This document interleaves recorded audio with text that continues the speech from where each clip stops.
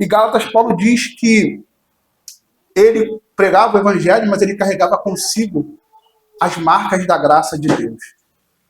E é sobre isso que nós vamos falar um pouco, né? As marcas da graça de Deus sobre a vida de um cristão. É um tema muito grande, não tem como ficar, como é que eu posso dizer, pegando muitos detalhes, mas eu acredito que são pontos importantes que vão nos fazer meditar um pouco. Então, o conhecimento de Cristo transforma a nossa mente, o nosso caráter, e nos leva à vida prática. Então, vamos citar aqui rapidamente algumas evidências de que nós estamos no caminho de sermos aperfeiçoados pelo Senhor. O primeiro ponto que eu acredito ser crucial para esse aperfeiçoamento, que é João 8,32. Conhecereis a verdade e a verdade vos libertará. O processo, como Paulo está dizendo aqui no texto de Efésios 4, que o aperfeiçoamento é pelo conhecimento, isso aqui é muito importante. Porque se você não ouve o evangelho verdadeiro, você não vai chegar a esse aperfeiçoamento. Um falso evangelho vai gerar uma falsa esperança. Eu conheço pessoas que estão esperando que Deus faça coisa que Deus nunca prometeu. Não, mas Deus disse que vai me dar, que vai, e a pessoa fica esperando. Então, isso é crucial na nossa mente. Um falso evangelho vai gerar uma falsa esperança e falsas promessas. Será, de fato, que todos nós que estamos aqui estamos buscando, cavando em Deus, orando ao Senhor, como ele diz, me busque como você busca o ouro e a prata. Será que nós estamos empenhados nesse processo? Falar assim, eu quero conhecer a tua verdade. Eu quero conhecer o que o Senhor revela em tua palavra. Revela-te a mim. Existem muitas pessoas que vão em locais por causa de estrutura. Porque eu preciso de um ar-condicionado, eu preciso, e lá tem. E está ouvindo todo dia sobre coisas que não são relevantes para a sua vida e nada. Na primeira situação, na primeira prova, não consegue ficar de pé. Fica desesperado. Por quê? Porque não estão ouvindo uma palavra que alimenta. Uma palavra que gere sobre ela um fundamento que é Cristo. Então veja nas pessoas que correm atrás, eu não tenho nada contra, eu respeito muito e acredito que são muitos homens de Deus, mas acredita que somente a oração do pastor vai fazer a diferença. E não é assim. O pastor, ele é uma bênção, entendeu? Para guiar o rebanho. Mas a Bíblia diz que a oração de um justo muito pode em seus efeitos. Então todos aqueles que foram justificados pelo Senhor conseguem se achegar a Deus em oração e clamar ao Senhor, invocar o nome do Senhor e ter resposta do Senhor. No meu quarto, na igreja, a oração congregacional é maravilhosa, bíblica e linda de se ver. Acho que todos nós aqui já presenciamos milagres e feitos grandiosos de Deus dentro de uma congregação. Mas e quando eu não estiver na congregação?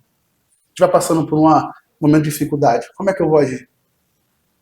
E aí, eu vou ligar? Eu vou entender que Deus ele não está mais lá, ele já está aqui. Que eu posso me achegar a Deus em qualquer lugar. Eu já passei por situações, irmãos, que eu precisei orar a Deus em banheiros. Dentro do meu carro, entendeu? E não tinha ninguém, não tinha nenhum irmão. Eu não estava num ambiente propício. Aqui está a bênção. Bota fundo de musical. Eu não estava. Eu estava em situações difíceis que eu precisava orar a Deus. Então é disso que nós estamos falando, é conhecer a Deus. Jó, ele fala um pouco sobre isso. Que ele fala assim, eu te conhecia de ouvir falar. Mas hoje eu te conheço face a face. Hoje eu experimentei da tua graça, da tua bondade. Então, quando nós não estamos ouvindo uma palavra genuína, um verdadeiro evangelho, provavelmente não estamos caminhando no processo de aperfeiçoamento do Senhor. Porque esse falso evangelho vai gerar uma falsa esperança.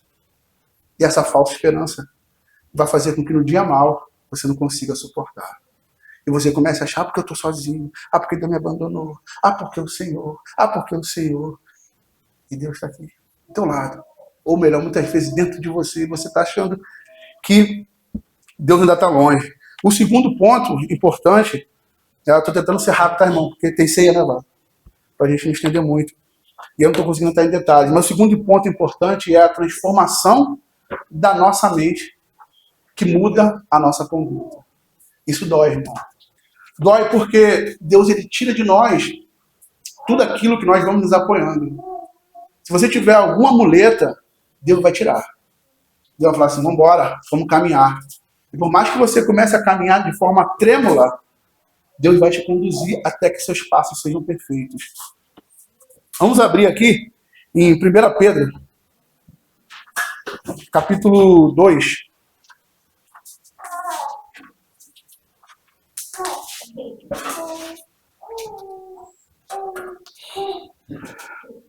Verso 15. Muitas igrejas, muitos lugares, eles criam os irmãos, os cristãos, numa redoma de vidro. Uma bolha, né, como a gente costuma dizer, no qual os irmãos eles não conseguem lidar com as pressões que há no mundo. E aí, quando chega numa faculdade, que é um local bem difícil de lidar, ou no trabalho, ele precisa se posicionar, ele não sabe. Porque não foi experimentado na palavra, não foi ministrado. 1 Pedro, capítulo 2, 15. Amém? Amém. E diz assim, porque assim é a vontade de Deus, que, pela prática do bem, façais emudecer a ignorância dos insensatos, como livres que sois, não usando, todavia, a liberdade por pretexto de malícia, mas vivendo como servos de Deus. 17. Tratai todos com honra, amai os irmãos, temei a Deus, honrai o rei. 18. Servos, sede submisso com todo temor ao vosso Senhor, não somente se for bom e cordato, mas também ao perverso. Porque isto é agradável, em algumas versões grato, a Deus, que alguém suporte tristezas sofrendo injustamente por motivo de quê? De sua consciência para com Deus.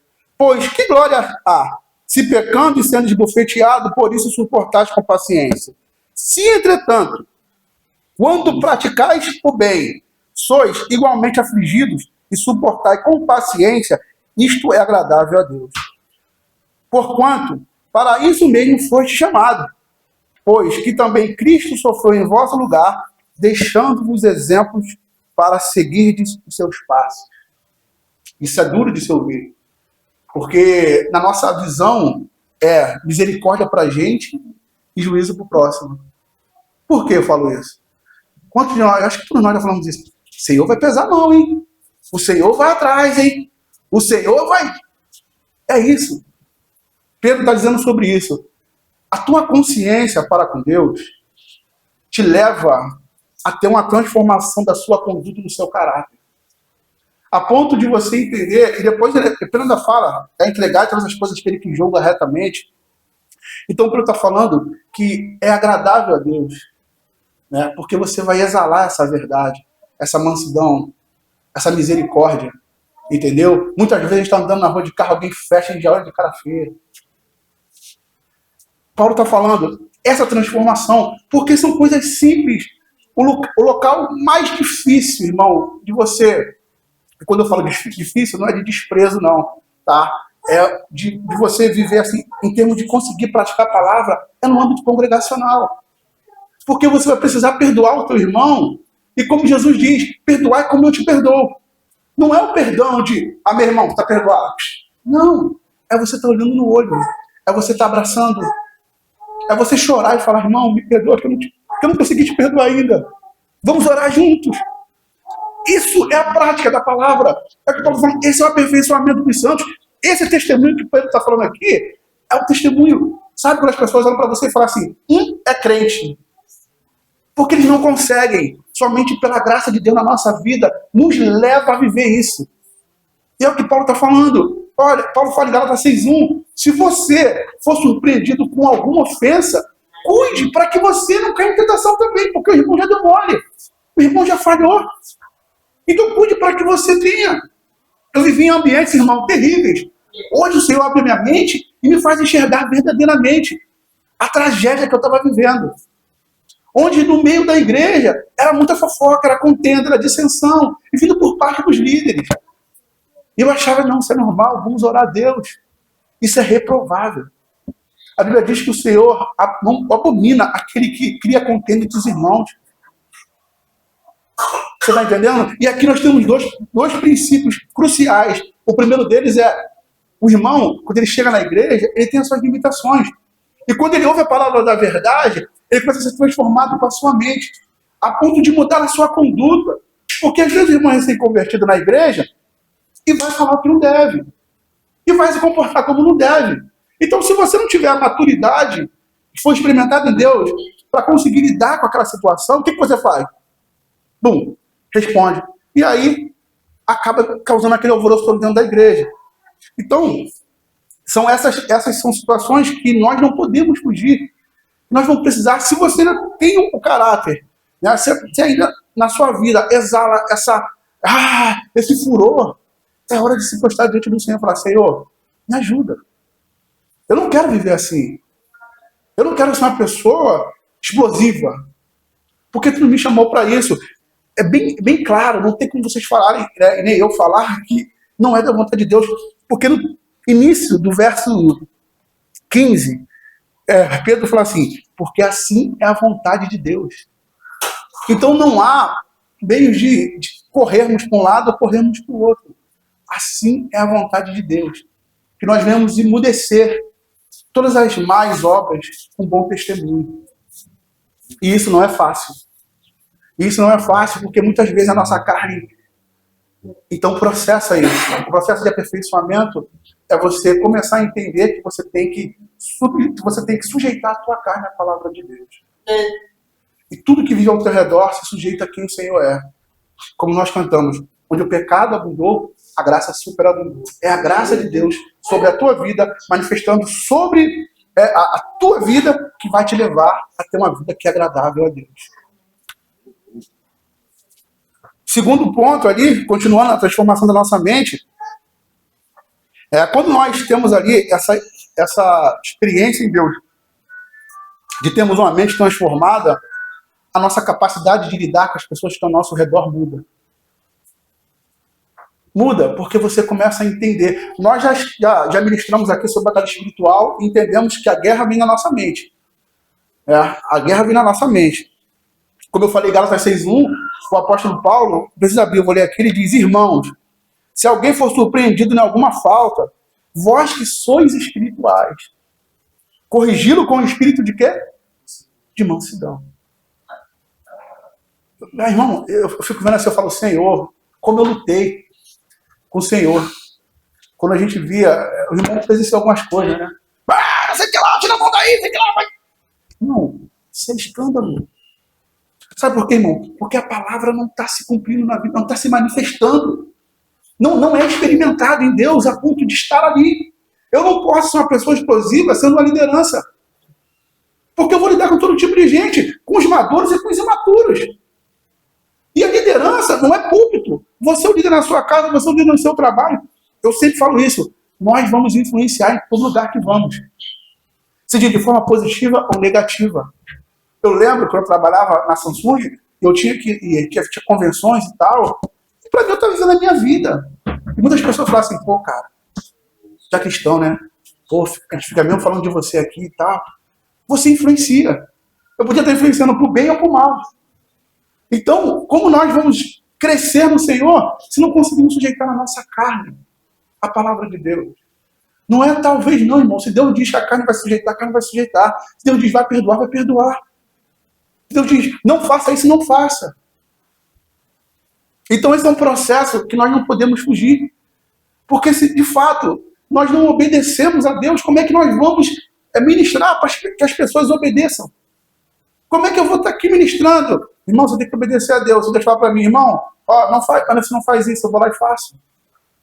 Lidar com o povo de Deus é algo maravilhoso e ao mesmo tempo te dá muito temor. Porque quem discerne o povo de Deus é o próprio Deus. Eu posso estar aqui ministrando para vocês agora, Deus está falando para vocês, isso aí que está falando mentira. Como não? Como pode estar rasgando o coração de vocês e falar, meu Deus, misericórdia. Entendeu? Porque é Deus quem guia a igreja. É Deus quem esclarece tudo para a igreja. Então não há como nós querermos viver uma vida em Deus pulando os nossos processos, o nosso aperfeiçoamento. E outro ponto, que é o ponto mais delicado de a gente falar aqui, sobre essa questão da transformação da nossa mente, que é sobre perdão. Eu sempre falo que a palavra perdão ela é linda, ela é doce, até que você precise perdoar. Quando você precisa perdoar, você parece que a boca trava, parece que, Senhor, tem certeza? Você tem certeza, Jesus? Mas existe um exemplo na Bíblia maravilhoso, e eu quero rapidamente ministrar com os irmãos aqui, Atos 16. Já estamos caminhando para o fim.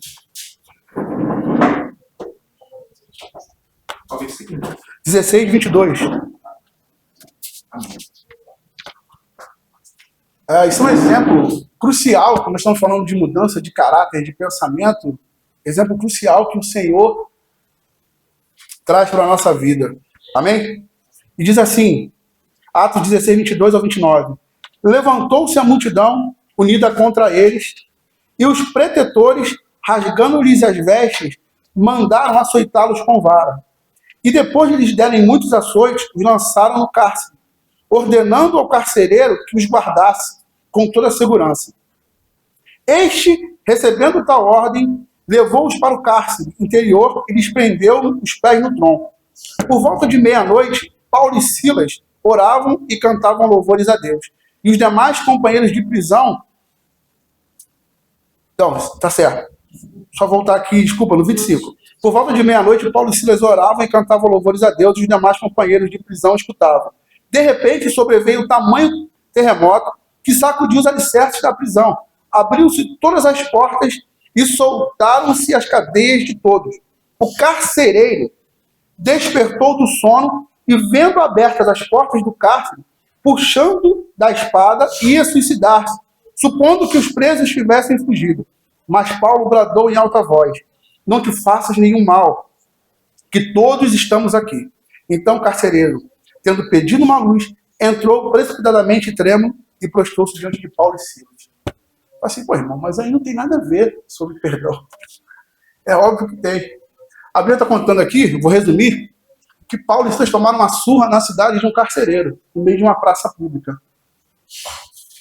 E esse carcereiro, eu já falei, levou eles para a prisão.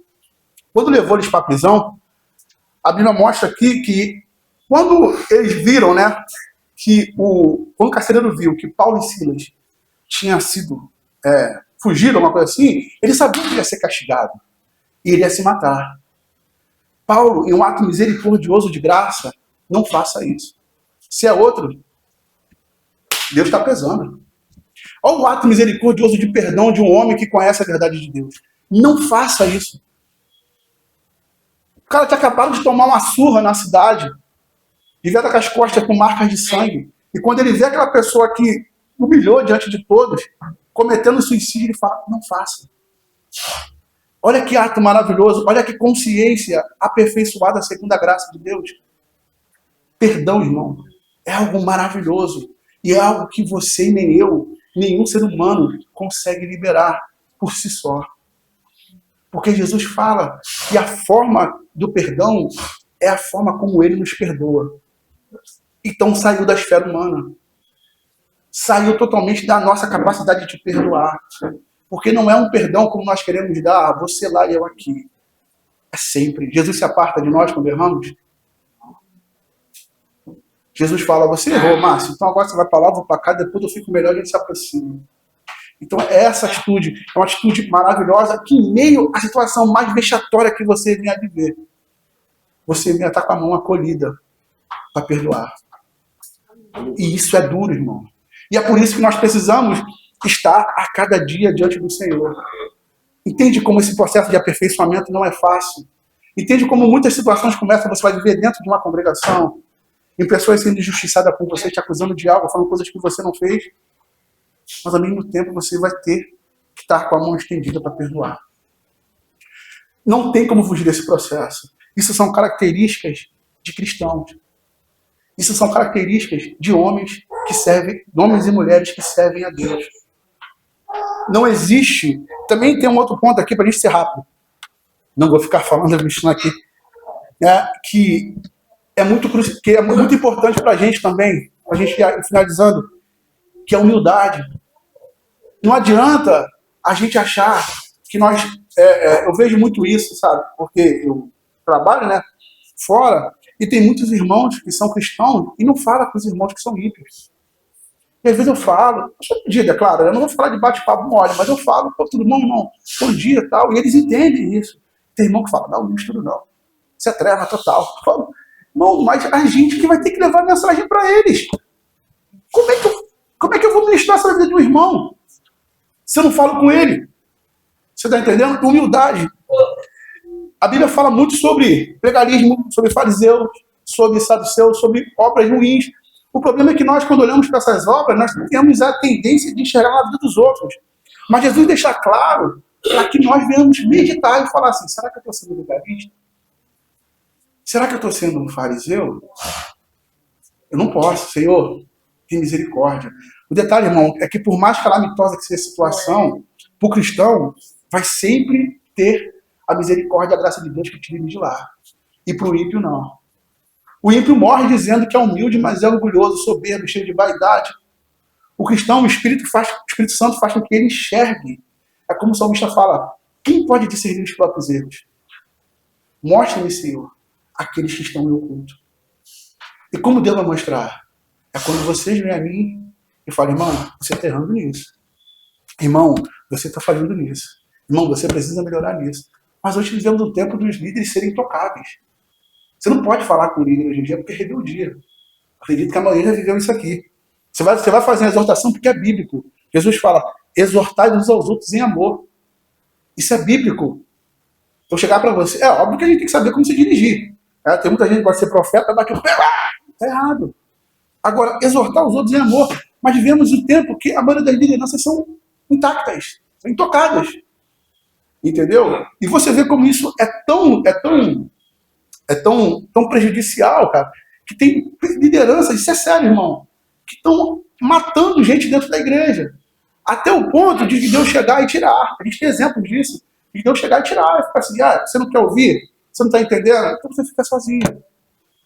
E outro, igreja cheia não é sinônimo de bênção. Não é sinônimo de estar certo. Tá? Então nós precisamos entender isso. Quando eu falo de humildade, nós temos também que estar bem atento, porque Paulo fala em Gálatas que ele era o único homem que tinha conhecimento do evangelho genuíno da graça de Deus. Ele chega a falar que o mistério que Deus escondeu, que estava oculto do século dos séculos, Deus confiou a ele. Ninguém sabia o evangelho. Ninguém. Isso aí é o que a Bíblia diz. O evangelho da graça, né? Mas em Romanos capítulo 1, é interessante. Romanos capítulo 1, 9, Paulo diz assim, precisa abrir que eu vou ser bem breve. Porque Deus, a quem sirvo em meu espírito no evangelho de seu Filho, é minha testemunha de como incessantemente faço menção de vós em todas as minhas orações, suplicando que, em algum tempo, pela vontade de Deus, se me ofereça a boa ocasião de visitar-vos. 11. Porque muito desejo ver-vos a fim de repartir convosco algum dom espiritual. Olha o que ele diz aqui agora. Para que sejais confirmados, isto é, para que em vossa companhia reciprocamente nos confortemos por intermédio da fé mútua, vossa e minha. O homem que tinha todo o conhecimento do evangelho, ele fala que quer estar com os irmãos, porque ele sabia que se ele estivesse com os irmãos, ele podia ser ministrado pelos irmãos. Eu quero estar convosco para que sejamos mutuamente edificados. Hoje você tenta falar com algum líder, quando chegar lá, não, calma, irmão. Você está começando agora, eu tenho 30 anos de ministério, então você tem que esperar. Não estamos falando de um homem que tem conhecimento, mas de um homem que tinha a única mensagem da graça de Deus. E ele afirma, se eu estiver com você, nós vamos sentar e mutuamente seremos edificados. Eu tenho para receber de você, você também tem para receber de mim. E vice-versa. E é o que ele mesmo fala lá em Efésios capítulo 3, precisa abrir, que ele fala no verso 8.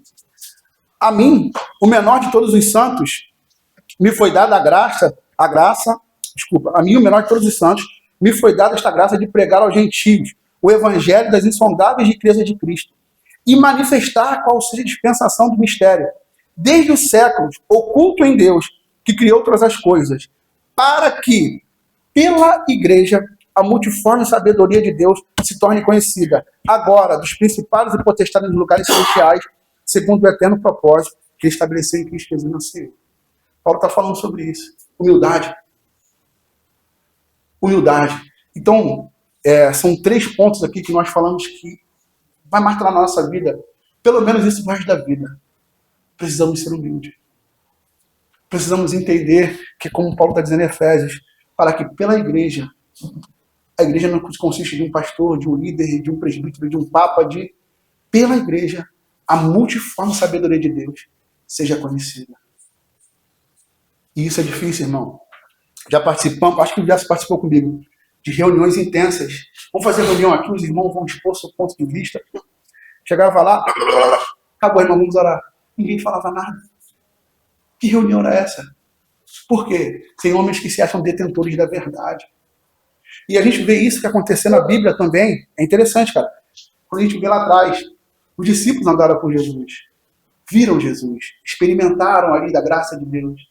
Paulo não. Paulo veio depois. E Paulo tinha o seu apostolado contestado. Você pode ver que, se eu não me engano, todas as cartas de Paulo, ele começa falando: Paulo, apóstolo de Jesus Cristo, estabelecido por Deus. Foi reforçando que ele também era apóstolo. Por quê? Na verdade, existia ali uma certa diferença, porque os discípulos não aceitavam. Ele era perseguidor. Não, ele não tem condições. Nós vimos o mestre, nós andamos com o mestre. Ei, eu tenho 30 anos de ministério. Não. Deus levanta um homem. E o pior não, o melhor, que o que Deus dá àquele homem não deu a nenhum daqueles que estavam lá andando com Jesus dia a dia. Será que nós teremos humildade de sentarmos e reconhecer que Deus pode sim usar uma pessoa que não esteja, como eu falei anteriormente, nesse grau de internet, ou até num grau intelectual que nós achamos, para trabalhar em nossa vida? Irmão, tem muita gente que nunca vai ter oportunidade de subir no púlpito de uma igreja, mas é tão experimentado, tem tanto conhecimento de Deus, está ministrando de casa em casa, está fazendo muito mais obra do que muitos que sobem ao púlpito ao domingo. Que é o que a gente está mais vendo aí agora, nos últimos tempos, que é escândalo. É isso, é aquilo, outro. Uma vez eu estava falando com o senhor sobre isso. Os irmãos sabem que eu componho, né, tal. E eu falei, assim, mas eu desanimei tanto esse negócio de mandar música para os outros gravar, e eu pensando, eu falei, cara, senhor, será que isso vale a pena mesmo, ficar fazendo isso? É porque você tem custo, não é pelo compor, é porque você tem custo para a pessoa fazer aqui e tal. E Deus ministrou sobre a minha vida exatamente sobre isso. Quando anoitece, irmão, existem milhões e milhões de estrelas que estão lá cumprindo o seu papel, mesmo que você não veja. Faça o que tem que fazer. Entendeu? As pessoas no qual estão ali ao seu redor estão sendo abençoadas. Mas não quer dizer que a pessoa que está lá, um exemplo, na Zona Sul, está vendo aquela estrela que está aqui, mas você está vendo, ela está cumprindo esse papel. Eu falei amém. E aí eu comecei a entender que não era sobre mim. Que não, porque a gente tem essa mania, né? Deus vai me honrar, vai abençoar. E na verdade é sobre ele. É exatamente sobre ele. Então, para finalizar, o Evangelho ele não gira em torno daquilo que nós conhecemos. Isso aí tem que estar na nossa mente para a gente ser mais humilde e entender que o Senhor, ele é o dono da obra, ele é o dono de todo conhecimento, toda sabedoria, e ele é o próprio poder. Então, tem que finalizar, senão a gente vai embora. Então é isso, irmãos. É uma palavra que eu tenho vivido, tenho ministrado sobre a minha vida, sobre a vida do meu filho, sobre a minha família, que nós precisamos ser aperfeiçoados pelo Senhor. E esse aperfeiçoamento não é da forma no que nós desejamos. Existem coisas que são inevitáveis, na nossa vida. E como eu falei anteriormente, ouvir uma verdadeira palavra, ser alimentado de forma sólida, e esse alimento transformar a nossa mente, quando levar uma vida prática, e essa transformação vai mudar a nossa conduta, a nossa forma de ser. Precisamos ser humildes e reconhecer que nós não somos ali, a última bolacha do pacote. Spurgeon fala uma frase maravilhosa que eu guardei para mim. Ele fala o seguinte: A graça de Deus é que me trouxe até aqui. A graça de Deus é que me faz permanecer. E a graça de Deus não me deixará escapar. Não vamos fugir desses processos que precisamos ter. Se a tua dificuldade é perdoar, essa é a hora de explicar ao Senhor. Se a tua dificuldade é se submeter à palavra de Deus, essa é a hora de você se colocar diante do Senhor e falar: Senhor, me ajuda. Às vezes parece que a mensagem é dura, mas a Bíblia fala que todo ato que Deus leva ao seu povo, por mais duro que seja ali, né, toda situação é um lindo ato de amor.